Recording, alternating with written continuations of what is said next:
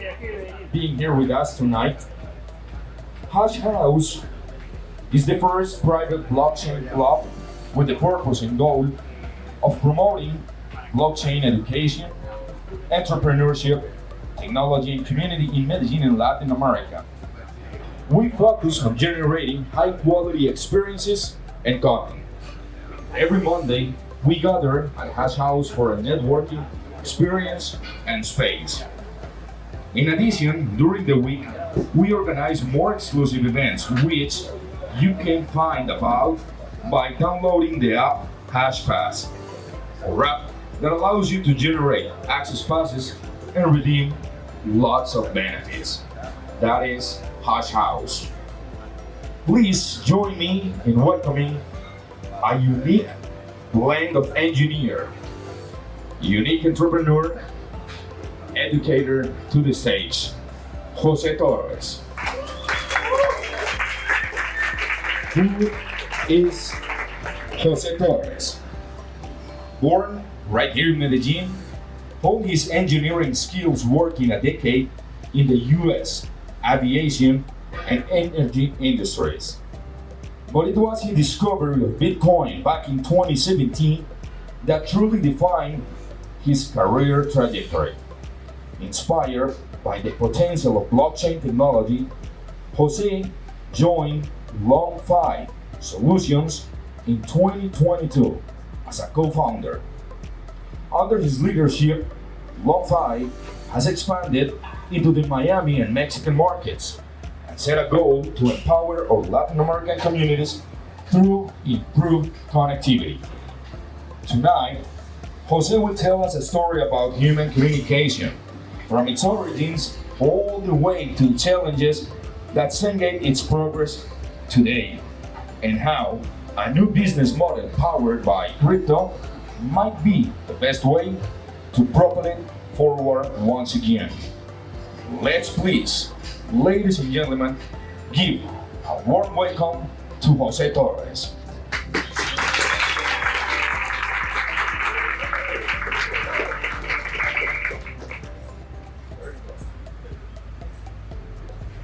Alrighty, thank you so much for that wonderful introduction. First of all, thank you all for being here, for giving us your attention, your energy, to learn about these important topics. I also want to thank the Hash House team, Alberto and Maria Isabel. They're in Bogota right now, but they are the people that give us these spaces, this time, to share these important topics, to learn and to grow and to connect as a community. And connecting is what makes us human, and connectivity is what we're going to be talking about today. We're going to be talking about the future of that connectivity. And to do that, we're going to begin by understanding today's telecommunication industry. We're going to start learning about big telco and how that works. Then we're going to learn about this new business model, this new concept of decentralizing physical infrastructure in order to achieve better results. We're going to take a look at some solutions that I am personally part of, that we are propelling. And finally, we're going to take a quick look at the future of connectivity. But before all that, we need to understand us as humans, because we humans are the ones who create technology. We humans are the ones who use technology. So gaining a better understanding of humans will give us a better understanding of this technology. I'm going to be speaking about two human drivers today. The first one is communication. Communication drives human progress, and it has been this way since the start. From smoke signals to the voice notes we send each other today, communication has been at the forefront of human progress. We need communications as a species, we need connectivity as a species to organize ourselves, to organize our resources, to unify our efforts in order to progress. And we've seen this across the modern technological era. We saw it with the printing press and how it democratized knowledge. We saw it with the telegraph. It enabled global communications. Then the telephone brought us closer to each other. And finally, the internet made an explosion in connectivity, which is not helping me tonight at all. What's going on here? There we go. Okay. So the internet gave us that explosion in the information age. And if so, communication drives human progress. What drives human behavior? And incentives drive human behavior. Each and every one of you guys and gals are here because something motivated you, something incentivized you to be here. And so if incentives drive human behavior, we need to take a closer look at what are incentives.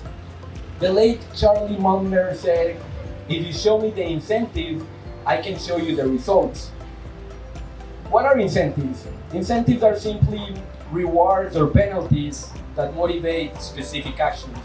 We do things because we're incentivized to do things. And there's two types of incentives. There are intrinsic incentives, which are those that extrinsic, the ones that come from recognition. I want to earn more money, I want to be recognized, I want to have more status. And then we have intrinsic incentives, which are those that come from within. I am motivated, I am passionate, I have a sense of purpose.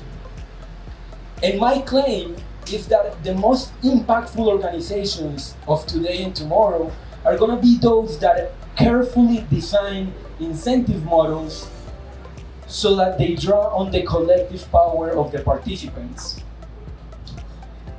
Throughout the presentation, I'm going to be asking questions, and whoever participates, we're going to be giving out goodies. We have hats, we have shirts, we have socks, and stickers. So first question for the audience is, does anybody know what Encarta is? Yeah. Camilo. Encarta was a platform. After you can follow him. Was a platform I used to study about everything. Okay, so an encyclopedia. Yeah, like. Okay, great. You get a sticker. Who knows who made Encarta? Whose product was it? Which company made Encarta?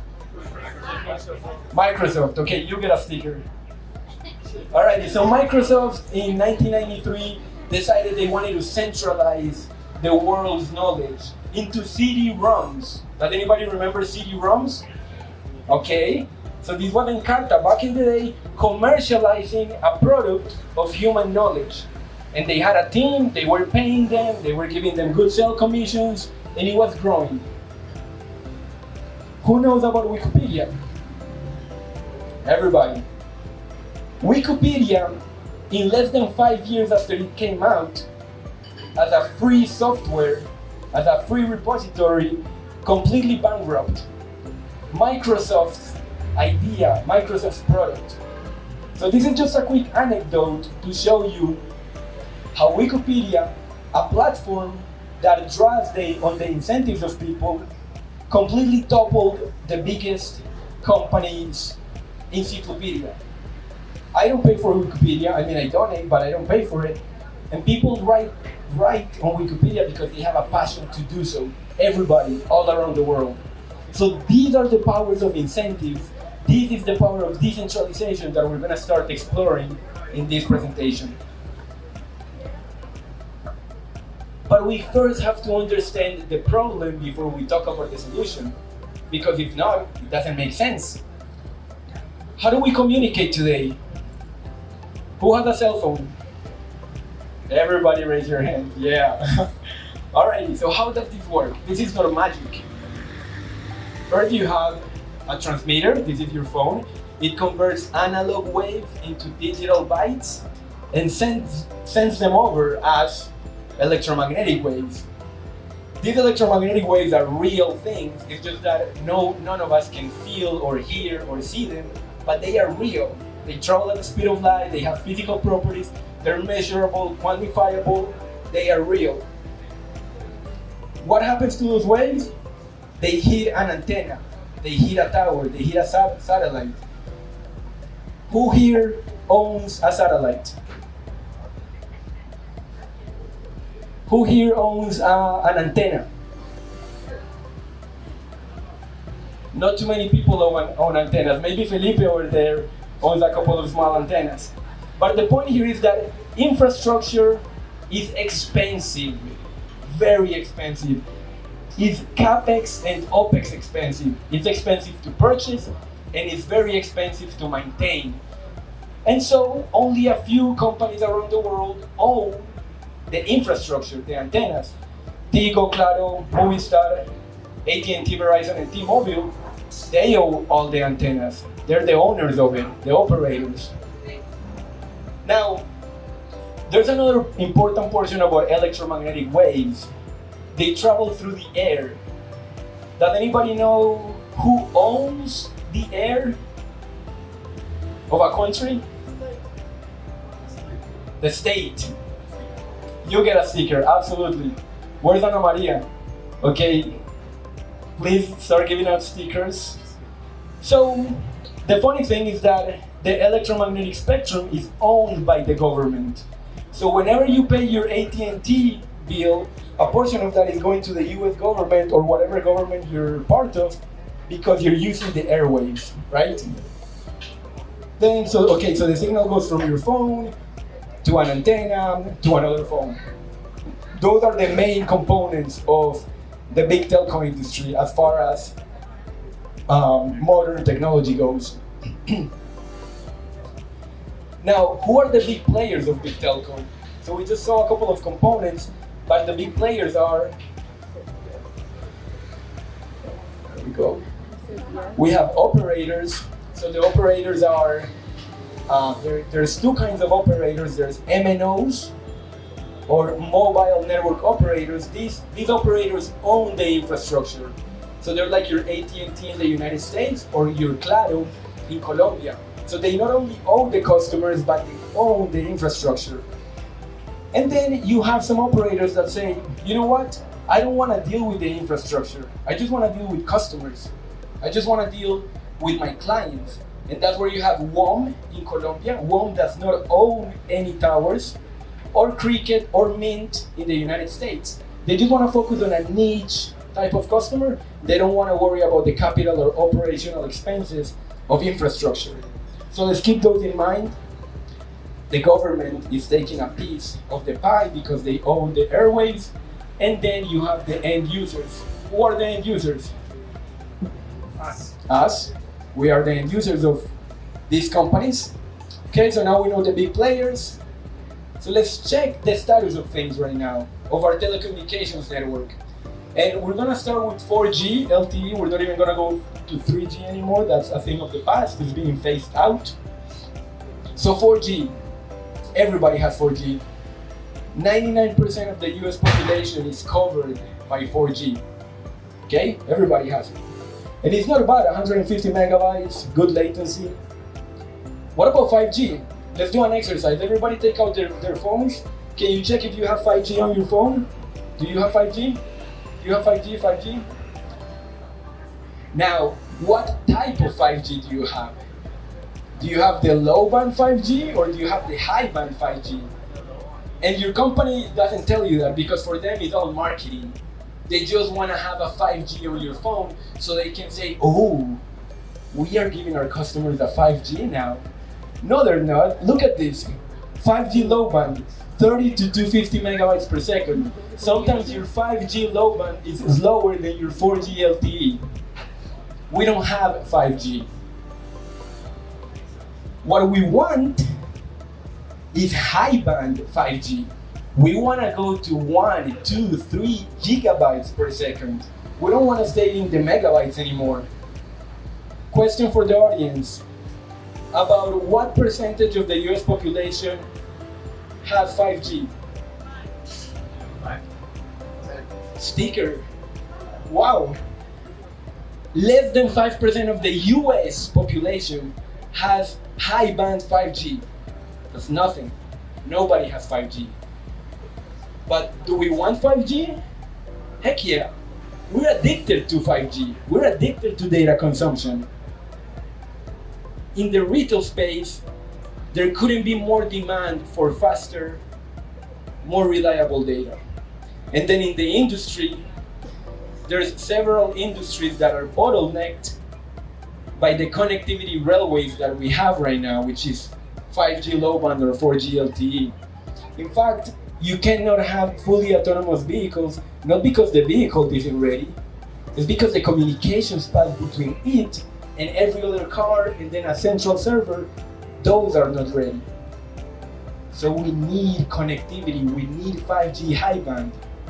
We want it. Why can't we have it? We want it, but we can't have it. We're like this guy. We're sad. Why can't we have 5G high band? What is the challenge here? There's obviously a challenge. So what is it? Infrastructure? Okay. Somebody's getting stickers over here. Alright, so why 5G? Yes, it's faster, it's lower latency, and it unlocks a bunch of apps. So why don't we have it? Well, in engineering, there's something called a design trade-off, which basically means there's nothing for free. No hay nada gratis en este mundo. So yes, 5G is way faster, but it comes at a cost. And that cost is that it has 10 times lower reach than 4G. So think about that. Yes, 5G is way faster, but it cannot reach. It has a very short reach, 10 times lower reach when compared to 4G. So from an infrastructure standpoint, that means that, let's say this square right here is the city of Medellin, and I'm Claro. And I say, okay, I'm gonna put 100 4G towers, and I'm gonna cover the entire thing. Boom, I'm done. That took me probably 7 years. I have 100 towers, 4G, 99% of the population has 4G. We want 5G. Oh shit, okay. Now I have to put 900 more towers with 5G to cover the same area. I'm Claro. I'm gonna look at my investors. I'm gonna ask them for billions. They're gonna ask me for a payback period. I'm gonna tell them, I don't know. That's the challenge. You need massive capex, massive opex, but you have a high ROI uncertainty on your investment. The stock price reflects this. This is AT&T, Verizon, and T-Mobile since the 1980s. Question for the audience, you guys already answered. Who knows what happened here? 2098, huh? Yes, somebody, where? Steven? Steven gets a sticker. Okay, what about here? 2006, 7, 8. Who said it? Yeah, that happened afterwards. Before that, in technology. iPhone, good one, Nicolas. Nicolas gets a sticker. So we had dot-com bubble, we had the iPhone, good times. But look at the last 10 years. From 2015, 2010, yellow and blue, Verizon and AT&T have been declining because they have been stuck. They have been completely stuck in 4G LTE. They cannot deliver the 5G promise. And here we have T-Mobile kind of making a comeback. And we're gonna see why. T-Mobile has a different mindset and it reflects on their stock price. So we need to ask why. Why haven't we been able to overcome the infrastructure densification challenge? And when we ask why and we start to look at that, we get to incentives. How is the incentive model built within the big telco industry that it hasn't been able to overcome this challenge? And I'm gonna tell you how. Just like this. You have very few people inside closed doors. You have the elite working together. You have a few people investing. You have a few people innovating. You have a few people deploying, operating, maintaining, and you have a few people earning. That's the current incentive model that capitalism drives. Okay, the people that have the power and the money are gonna keep it to themselves, are gonna share it amongst themselves, and this is what happens. What about the rest of us? Where are we? We're right here. They haven't forgotten about us. They just haven't invited us. But we are consuming. We are paying them for their investment. We're making them their ROI, right? We're consuming, but they're not inviting us. This has limitations. It has a high cost of capital because you only have a few capital providers. They're not inviting anybody else to provide capital. It's just them, the billionaires. You have limited reach. You have lack of agility because you're centralizing. You're restricted by your geography, by your jurisdiction. And you can only do limited designs because only a few people are innovating. So you're limiting yourself. Fine, this has worked pretty well with 3G and 4G, LTE, but it is not working well with 5G. This model is breaking down. We don't have the capital muscle to do 5G in a centralized fashion. There has to be something better. And there is. It's called deepening. Question for the audience. Who knows what the D stands for? DE. Andres. Decentralized. Decentralized. Andres gets a sticker. Okay, what about the P? Who said it? Nico, you already got one. Anybody? Physical? Who? Infrastructure, network. Alrighty, so decentralized, physical, infrastructure, network. Yes, it's a mouthful, but that's what it is. Now, the first and the last word, decentralized network, we're super familiar with that here at Hashhouse. That's Ethereum, that's Polkadot, that's Algorand. Decentralized network, it's digital. But the two words in the middle, physical infrastructure, is where things get interesting.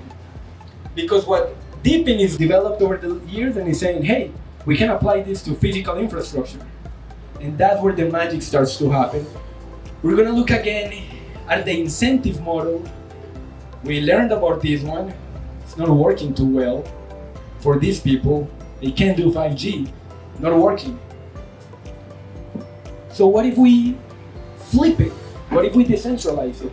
And here I'm going to introduce Helium. Helium is a San Francisco-based company that came up with this model.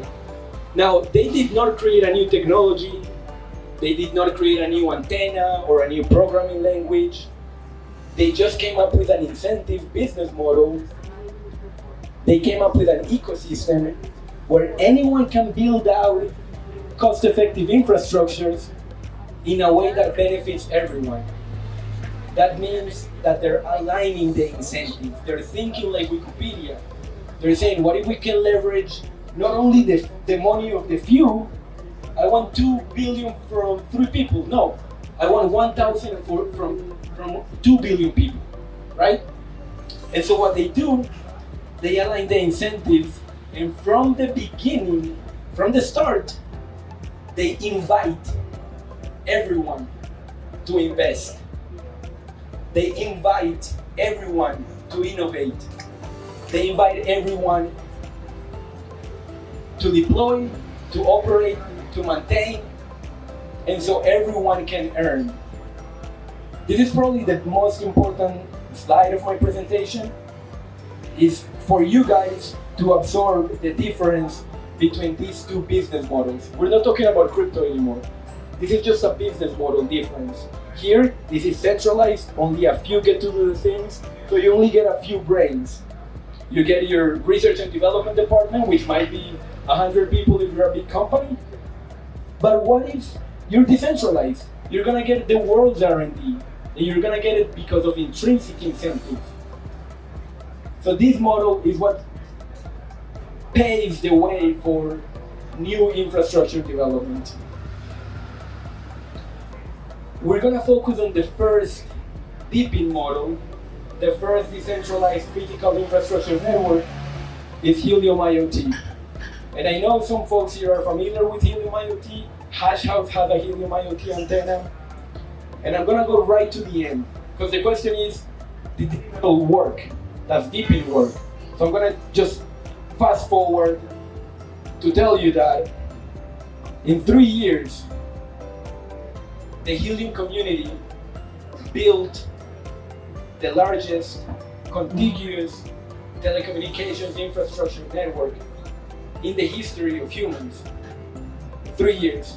It wasn't AT&T, it wasn't Cisco, it wasn't Verizon, it was the community. Question, does anybody know how many active nodes did Helium get to on their peak? Was it? Absolutely. So this person said 900,000. Yes. About 1 million nodes around the world were active at the peak of Helium. This was maybe 2020. How? How did this happen? Okay, here is Helium Labs or Helium Inc. with less than 100 people. They're in San Francisco in an office. And they create an ecosystem and boom, you get this in less than 3 years. They don't have global legal teams. They don't have global training teams. They don't have jurisdiction outside of California. They don't even know the languages of some of these other countries. They're in San Francisco. So how? Because they incentivize growth through rewards. Not with force, not with contracts, not with legal action, but with rewards. Does anybody have a dog? They learn when you give them treats. We're not much different. We learn and we expand through rewards. Okay, question. Where is this picture taken at? Huh? No, it's not Comuna 13. Ecuador. You get a sticker. Alrighty, so how do we get, what are we talking about here? Rewards, okay? Rewards how? Passive income. Because after this guy sets up this antenna, he can forget about it. You don't need to change the oil, you don't need to check the tire pressure, you don't need to do any maintenance on it. And it provides connectivity to the community, and it thereby gets rewarded. You get rewarded by the amount of coverage that you provide, the amount of space that you cover with your antenna, and you also get rewarded by the amount of data transfer that your antenna provides. So here, guys, you're not earning because you are staking your cryptocurrency in a liquidity pool that's giving you 10% a day or something like that, crazy. No, you're earning because you're providing a utility to the community. So you're actually creating value. This is not imaginary, this is not fluff. You're actually creating value and the community is rewarding you for it. And Helium is also really good at motivating or promoting value-added participation, which means, again, that whenever you invest in a Helium hotspot, you deploy it in a good location, and you provide good coverage, then you're going to get rewarded by providing value to the network. Where is this picture taken up? Vale, alrighty, you get a sticker finally. Okay. So this is one deployment. This person, whoever put this, maybe it was me, whoever deployed this in Sabaneta is getting paid by the Helium network for providing connectivity. That's one. But there's a million of them all over the world. Again, this is one in Sabaneta. I'm getting paid by who? Okay, there's a million of them. So each dot here is one of those.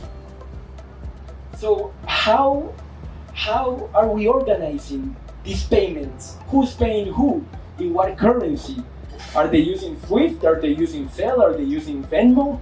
How are we paying a million people all over the world? How are we enforcing these rules? Do I have jurisdiction in Zimbabwe, in Singapore, to enforce how much each node earns? Absolutely not. So how are we doing this?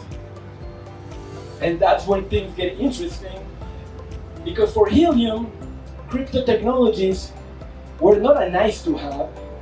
Crypto technologies were not something that we made up to call upon the venture capitalists of Silicon Valley.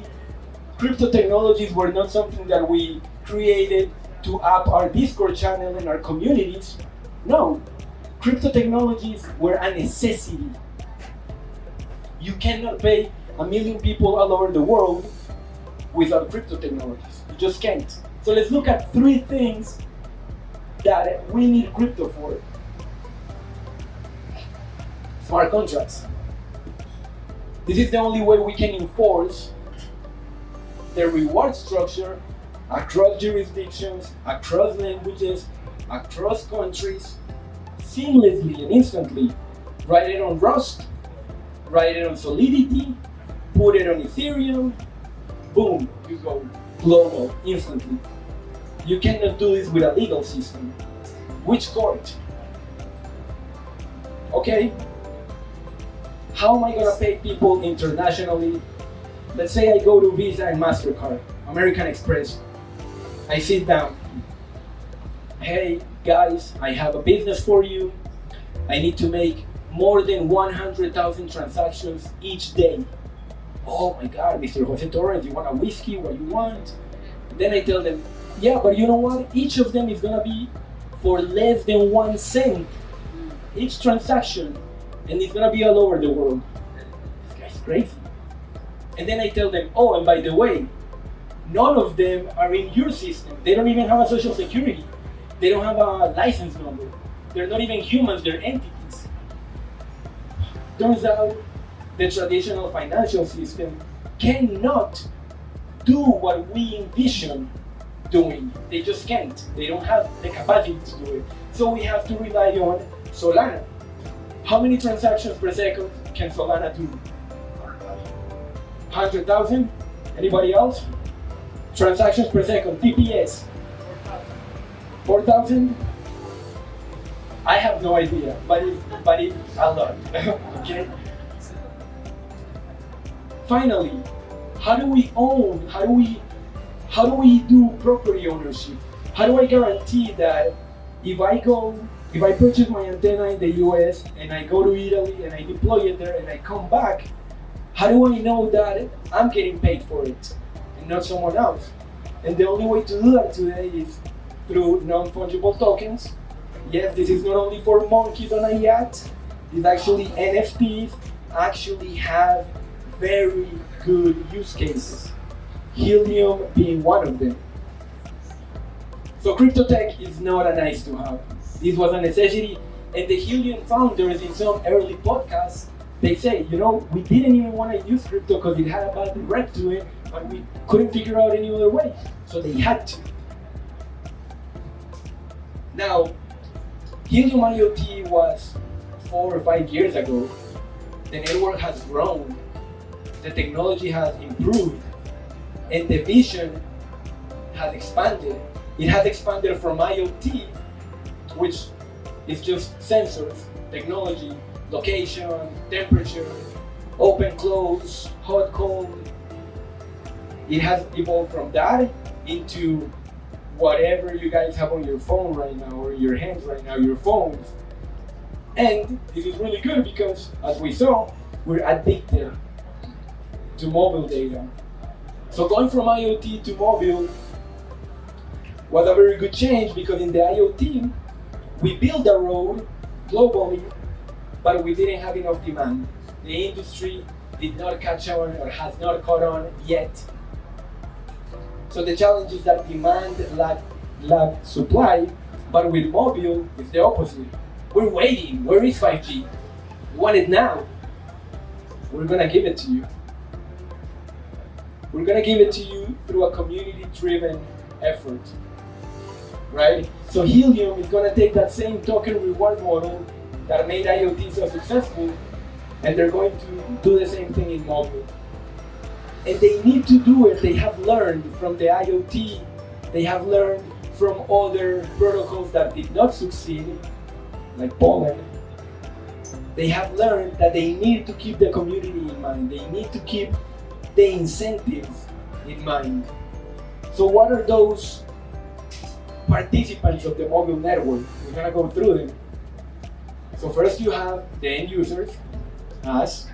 What do we want? We want better coverage. We want better coverage in more places, faster, at more affordable rates. That's what we want. What do the carriers want, like AT&T? Well, they want to increase the market share, they want to increase shareholder revenue, shareholder value. So what do they have to do? They have to satisfy the end users. They haven't been able to. Here comes Helium, the protocols, decentralized protocols. What do they want? They also want to grow their network. They also want to increase their token value. These are their incentives or their objectives. And so they're going to try to work with the carriers to satisfy the end users. Okay?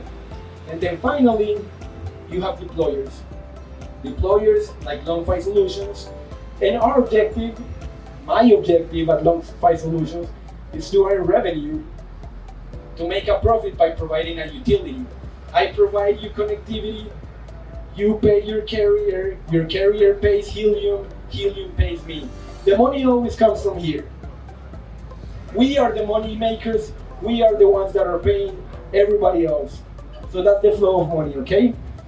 Now back to LongFi Solutions. How do we generate revenue? What are we doing at LongFi Solutions? So you could say that at LongFi Solutions we are deploying antennas. Okay? We are deploying antennas to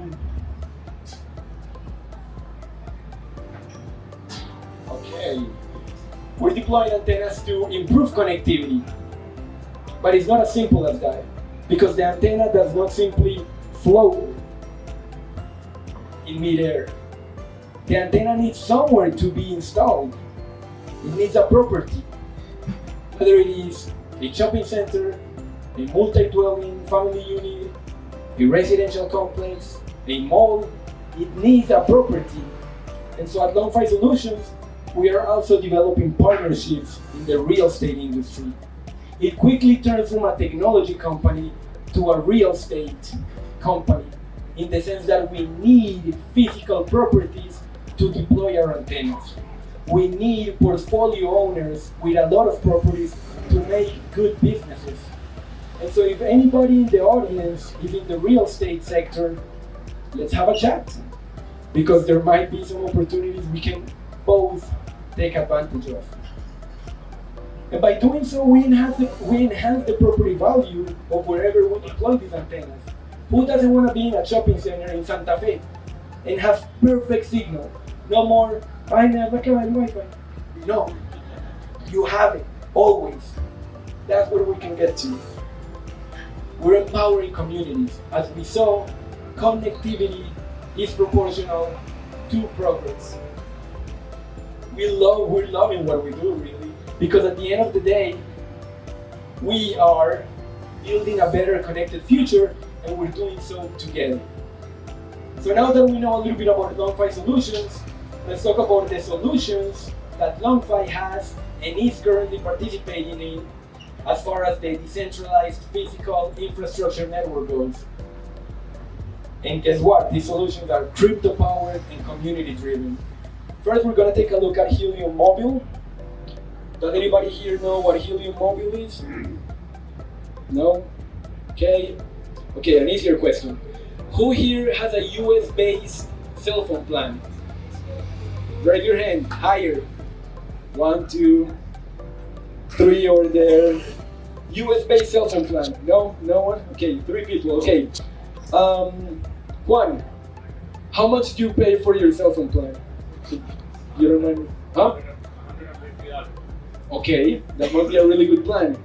Juan, the other one, you. 40. Huh? 45. 45, okay. Quite a price difference right there. So Helium Mobile is the first carrier, just like AT&T, T-Mobile, and Verizon. It's a carrier powered by the people, empowered by crypto. The first one. Not the only one, but the first one.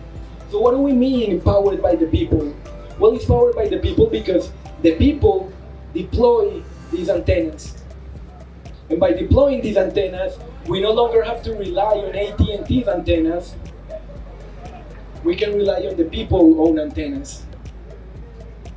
And we also get high quality service because Helium Mobile made a deal with T-Mobile so that we have this hybrid approach. And we're gonna explore that in the next slide.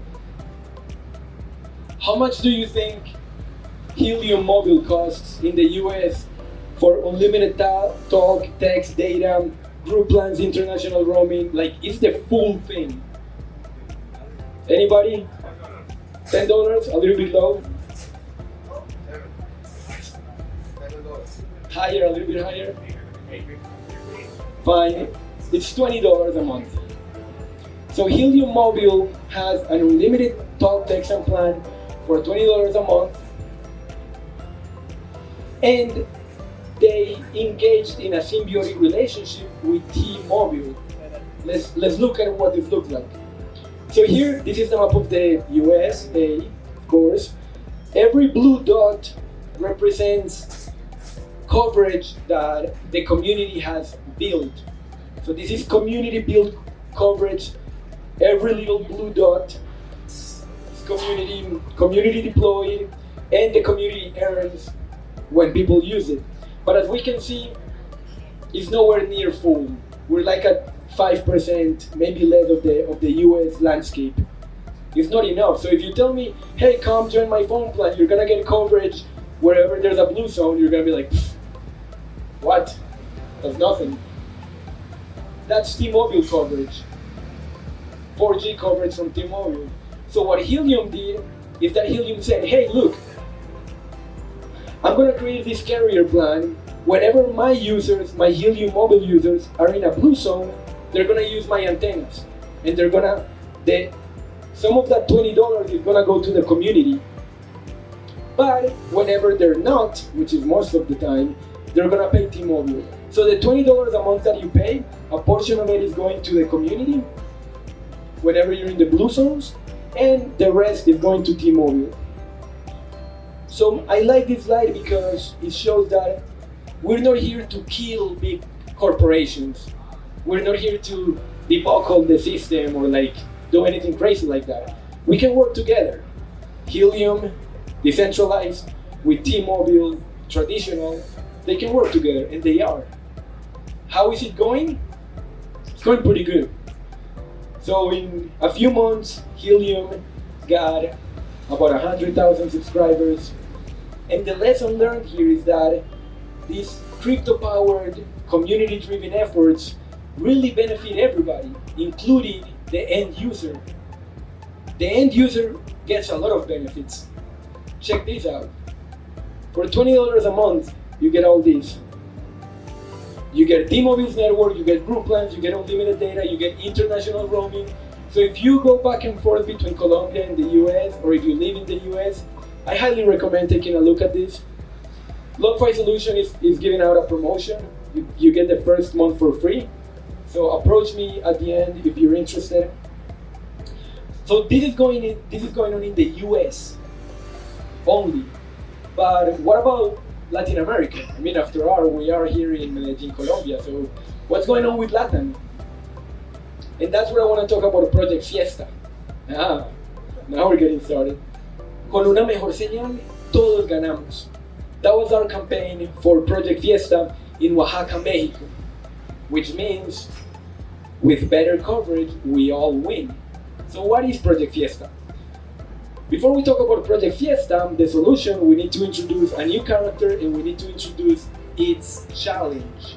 And this new character is Telefónica. Question, where is Telefónica from? Wow, I'm gonna run out of stickers. Okay, good, España.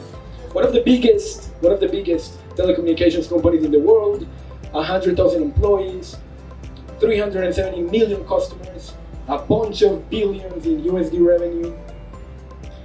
In 2020, I'm gonna keep calling them Movistar because that's how they operate in Mexico. In 2020, the executives got around and they said, you know what? We don't want to deal with this infrastructure anymore. It's too costly. The OPEX is too high. Let's just sell our towers, sell our infrastructure. We just want to focus on the customers. And like, okay, cool. They did that. So they went from being an operator, owning their own infrastructure, they divested it, and they became a little bit of a virtual operator in Mexico, and now they rely on AT&T's infrastructure to give their customers connectivity. So they no longer own their own thing, they're having to rely on AT&T. Yes, they reduce the capex and the opex, that's great, but they're now dependent on AT&T. So if they wanna improve their service, if they want to expand their coverage, if they want to improve their technology, well, they don't have their own infrastructure, so now they just need to wait for AT&T to kind of push them along. That's a traditional challenge. Let's take a look at a decentralized solution to that traditional challenge. So again, Movistar needs reducing their operating costs. They need to improve the service in existing zones, and they need to expand to new zones, but they're limited by AT&T. So they contacted Helium a couple of years back, and they started working on something. They said, hey, look, if I use AT&T's network or infrastructure, they're charging me this much. And Helium said, well, we can charge you lower. Boom. That's a business driver. We don't even have to talk about crypto. If I'm paying somebody this and somebody else offers me this for the same service, guess what I'm gonna do? I'm going to switch. So this is what's going on in Oaxaca. Helium is incentivizing their community to go deploy in Oaxaca. Alex, thank you.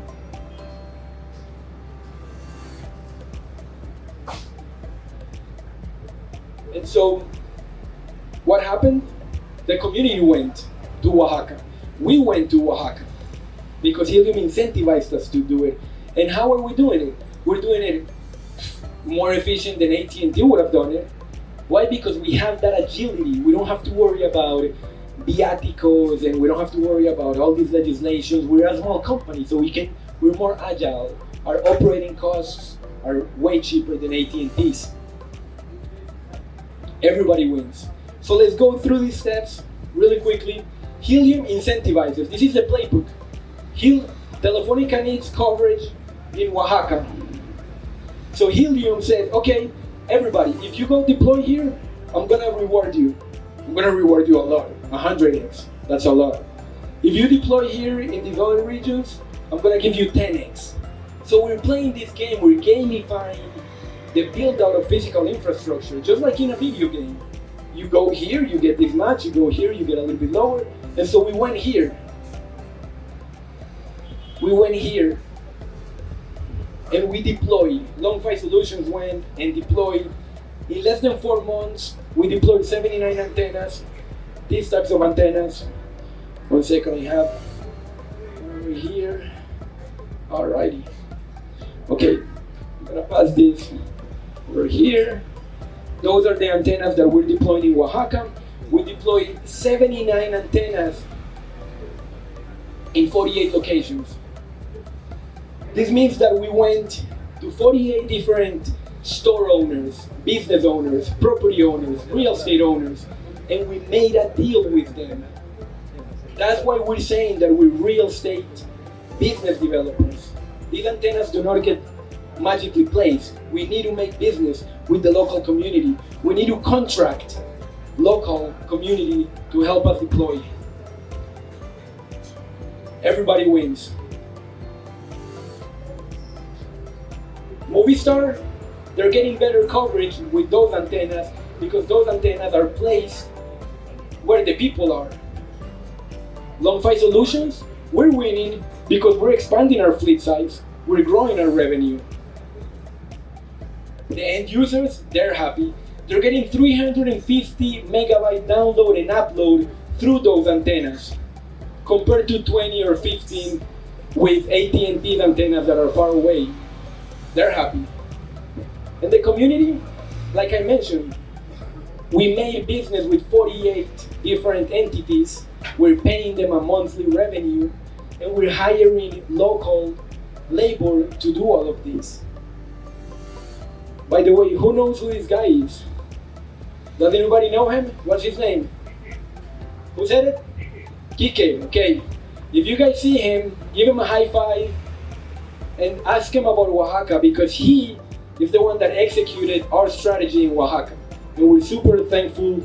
He's right there wearing a cap. Thank you, Kiken. Woo!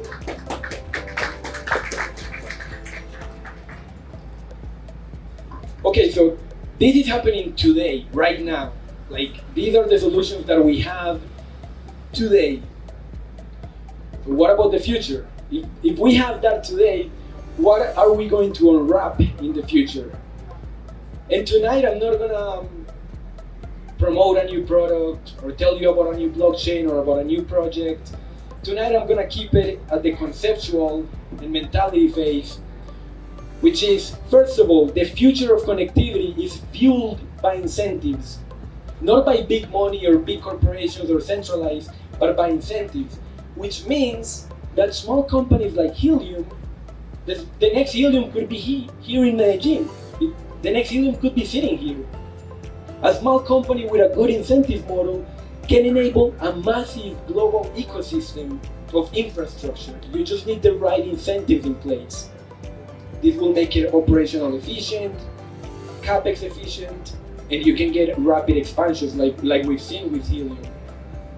The future of connectivity is driven by the community. What do I mean by that? From the protocol level all the way to the deployment level, the community is taking a bigger role. I'm gonna give you guys an example. My co-founder and CEO of LongFi Solutions, he doesn't work for Helium. He's not a developer for Helium. He works for LongFi Solutions. And he came up with an idea on how to improve the protocol, on how to improve the earnings model of the entire Helium network. He's a community member, so he sat down, he wrote it down, he uploaded his idea, he shared it with a few community members, they started talking, it gained popularity, the community voted via a democratic, decentralized process, and his proposal was approved, and now it's part of the code. So anybody in the community with a good idea can improve the protocol. So this is what I mean by community driven. The future of connectivity is powered by crypto tech. Not because it's nice, cool, not because there's monkeys on yachts, but because it's a necessity. Because the traditional technologies can no longer satisfy our vision of the future. They just can't. Not because they're mean or old, they just can't. And so we need to rely on crypto tech in order to bring about the next generation business models. In payment processors, in smart contracts, and in property ownership. And finally, the future of connectivity is ours to create, is ours to shape, is ours to define. Again, in this room, we can start coming up with ideas of what the future of connectivity looks like. And I'm gonna tell you what LongFi Solutions thinks about that. First, we're gonna make the Oaxaca pilot project a success with Movistar. Then we're going to bring the tipping business model here to Medellin. After that, we're gonna be able to provide better cell phone coverage across Colombia. But we're not gonna stop there. We're gonna empower our Latin American communities through unprecedented connectivity by using these new type of business models. This is going to happen. And the good thing is that we're gonna do it together. Thank you very much, guys.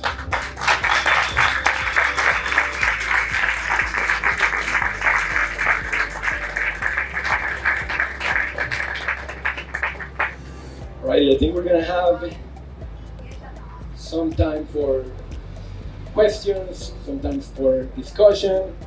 Let me get the other mic out over here. Alrighty. Please tell us your name and your question.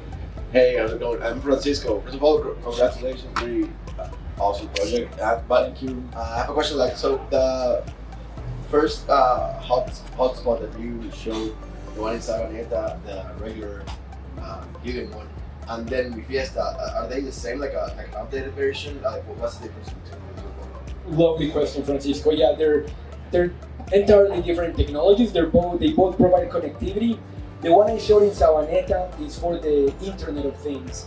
So that one is a smaller and it's used for sensors.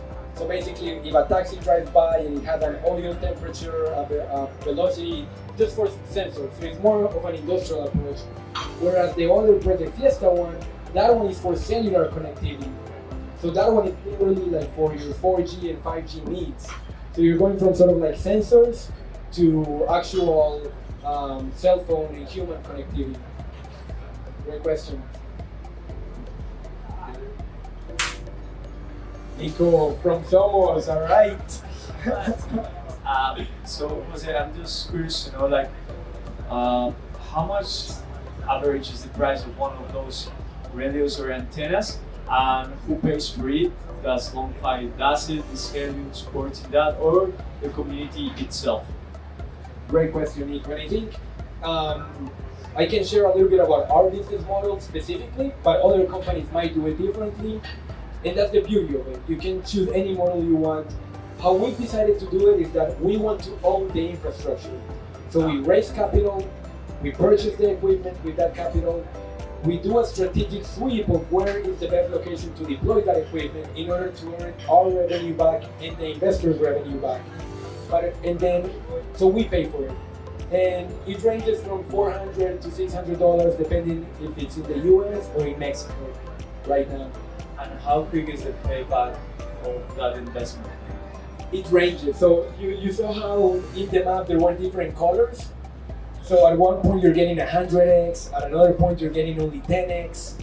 It depends how many other hotspots there are in one location. So there's not sort of like a straight answer. That's where the technical know-how comes in really handy. So we have different models that say, okay, if we put 20 hotspots here, we're gonna get a payback. 6, 8 months, 9 months, just sort of like rules of thumb. But there are cases where your payback period can be very quick. Maybe the value of the cryptocurrency is up, right? So those are factors that are hard to incorporate in a business model, but we need to ride along that uncertainty. Thank you. Thank you, Nico. Questions? Hello, thank you for the presentation. My name is Igor, and I have a question regarding Helium, your company, and starting their satellites. What do you think of their business model, and how does it impact your company? Absolutely, great question. I admire Starlink, and they're definitely providing the connectivity services, but on a different sort of like layer. So Starlink is providing sort of like the backbone. So you can think of it as sort of like the main piping that goes out or into sort of like a place, and then the antennas that we're putting. So we could basically say, okay, let's say we wanna expand to somewhere rural in Colombia. There's no Tigo, no Movistar, no nothing. So we'll hire Starlink to get one good line, and then from there we'll feed it to our antennas so that the end user can use it. See what I'm saying? So it kind of complements. So Starlink is sort of like a backhaul provider, and then from there we can distribute that Starlink signal and give it to cell phone users. Thank you. And did you already partner with them for We have looked into it because when we were expanding to Mexico, we didn't know what the internet service provider landscape was like. So Starlink was one of our alternatives to providing sort of like a central backlink. Thank you. Thank you, Igor. Questions?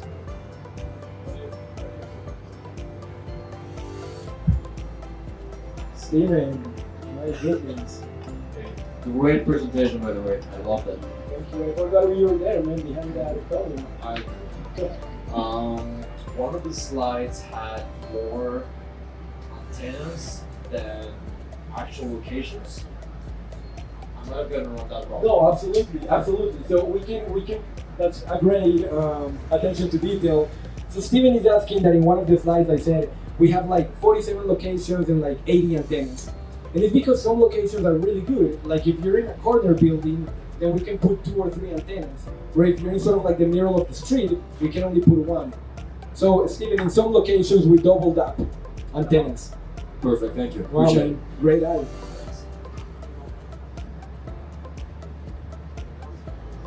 You get paid in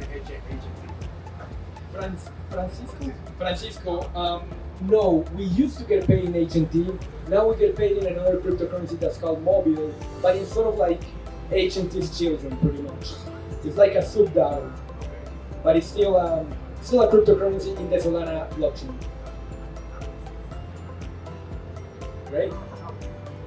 Ed, you have a question, or you just want to clap? No.